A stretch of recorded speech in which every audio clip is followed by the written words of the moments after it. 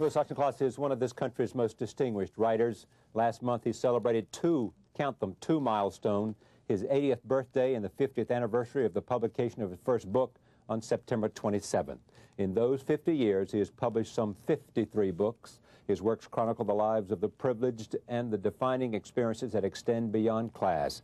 I am pleased to have him on this broadcast for a conversation about a career in law and writing. Welcome. Thank you. Let me just go back to the beginning, because you've had these dual careers, and you write about a certain, I'll have you define it, but you wanted to write early on? Oh, yes, from way back. I started when I was a child, really. Yeah, and then went to Yale? Yes. And left before your senior year? That's right. I left at the end of my junior year. To go to UVA Law School? To go to UVA Law School because I'd written a novel, and Scribner's had turned down, and I had a peak of disappointment. I told my father that I had to start law immediately and give up writing. And he said, "Why can't you finish Yale?" And I said, "No, I've got to do this immediately."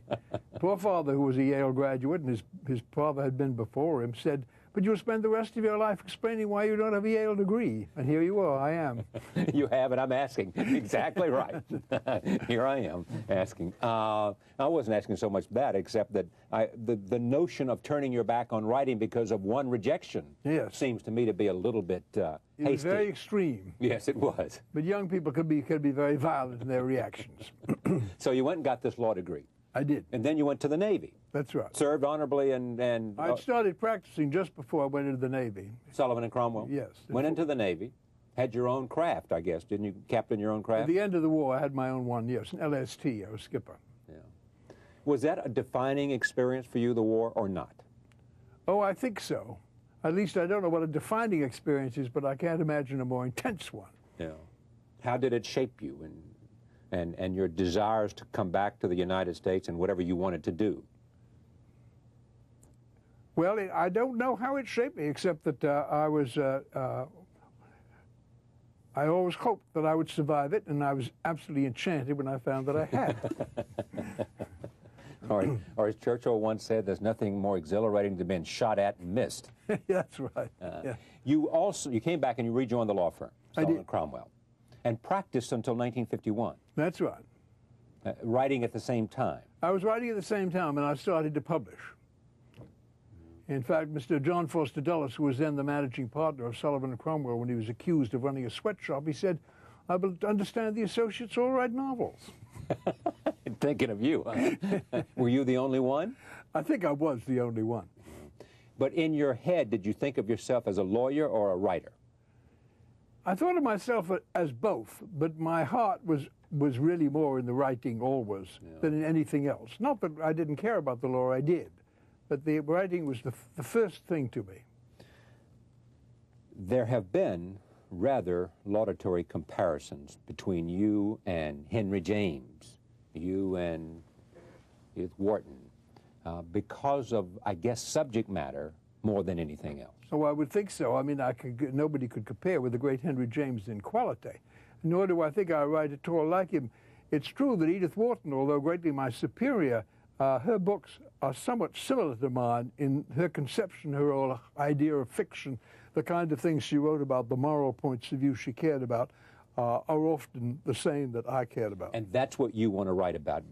Tell me in your own words, the moral dilemma facing a certain strata of American society. Well, yes, that, and also the great crises that faced our civilization, as insofar as I had been in a position to observe them. As I wrote a novel about the great crime of Richard Whitney, I wrote a novel about the private schools of America, I wrote a novel about a great columnist, Walter Lippmann.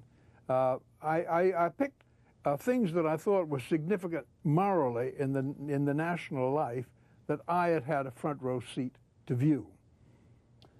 Do you think The Wreck of Justin is the best book you've ever written? Oh, yes, I guess it must be. I think it is. I think it is the best. Yeah, critics certainly think that. They do. In fact, I think it's the only one that many of them have read. Do you care? Well, one always feels, authors always feel a certain resentment toward their most popular book. Yeah. Henry James, you know, disliked Daisy Miller, and which had sold more than any of his other things. Norman Mailer's the same way. I mean, Yes. I don't think that The Naked and the Dead is his favorite book. No, I'm sure it's not. When you look at the subject matter that you're writing about, how is it changing? You know, are the moral dilemmas the same? Are the great questions the same, even though who you write about may be, in some ways, an endangered species? No, I think I think they all change. I think almost everything changes in our civilization. I think even in the practice of law, I mean, the moral questions change. For example, the whole business of the corporate takeover, which is we used to be regarded by lawyers as a field rather too dirty for them to take on, is now taken on by all the most respectable people. I mean, the moral standards change too, so everything changes. Did it become respectable because of the amount of money involved? Well, that's what starts it. Then they have to clean it up a bit. New York society, you fascinated by it, are you? Well, I think I'd put it that I'm more fascinated by power. Power? Yes. The people who exercise power in any particular community, either over the mores and general society or actually. But, and so it's the ruling class. That's been true in fiction throughout the ages. Yeah. I think it was Gore Vidal who said about you that something like that you may concentrate on something like a limited milieu, but the limited milieu had enormous influence and therefore was worthy of our attention. But what writer does not write about a limited milieu? Well, perhaps so. What is it that fascinates you about power? To see what people do with it, and to see what it does to them. Which is more interesting, what it does to them or how they exercise it? I think what it does to them is really the most particularly interesting thing. Yeah. Does it corrupt all? Does it corrupt all? Absolutely. It's supposed to. And I'm also interested in the power that individuals exercise over other individuals. Yeah. There are psychological problems in my books as well as moral Yeah, they are. ones. And there are also families at the heart of your books, too. Yes, I had a good deal of emphasis on family. Maybe one of the reasons that my sales have not been what they used to be. Maybe that's no longer a prevailing interest in the fiction reading public. You think so? Maybe. Big books about, you know, sort of goals-worthy books about a family through 2 or 3 generations, which always fascinated me, and I've written the same kind of things. It fascinates me, too. And it used to always fascinate movies as well. Yes. But you don't see it as much anymore as subject matter. And the families don't exist that way as a continuing social power. You like this cover, don't you? I like that cover. Because that is the cover of what? Because that's the young man returning from a dinner party, disillusioned and bored with his life and realizing that he's about to be indicted. Because of some act of financial he's committed illegality. He's committed a crime. Yeah. The Atonement and other stories. Why the Atonement? Well, he thinks of atonement as a way that after he's served his sentence, he can go off and live in exile away from his wife and family, get away from everything that's sort of a suicidal desire to be away and alone. But his real atonement will be to stay with them and help them make over help them make over the life that he has destroyed.